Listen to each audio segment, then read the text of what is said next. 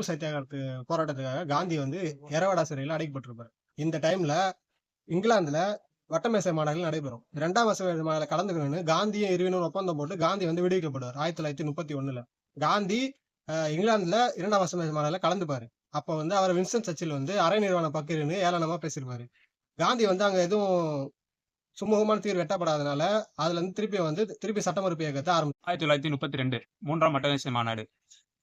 Ramsay மெக்டொனால்டின் வகுப்புவாத தீர்வு. இதனை எதிர்த்து காங்கிரஸ் சார்பா காந்தி எதிர்ப்பாரு. அதனால வந்து பூனா பேக்ட் நடக்கும் 1932. யாரா இருக்கும்னா அம்பேத்கர் வர்சஸ் காந்திக்கு. எங்க நடக்கும்னா எரவாடா சிறை. 1933 பத்தி பார்க்க போறோம்.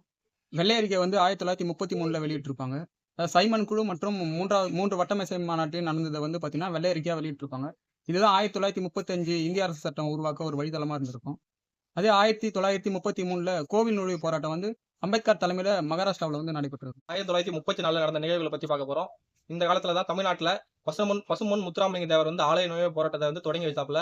இதே காலகட்டத்துல இந்தியாவின் மைய வங்கி அப்படின்னு சொல்லக்கூடிய வங்கிகளின் வங்கின்னு சொல்லக்கூடிய இந்திய ரிசர்வ் வங்கி சட்டம் இயற்றப்பட்டது. 1935 இந்திய அரசு சட்டம் கொண்டு வரப்படுகிறது. அதே ஆண்டு மாகாணங்களில் இரட்டை ஆட்சி ஒழிக்கப்பட்டு மத்தியில் கூட்டாட்சி செயல்படுத்தப்படுகின்றது. 1935 ஏப்ரல் 1 RBI நடைமுறைப்படுத்தப்படுகின்றது.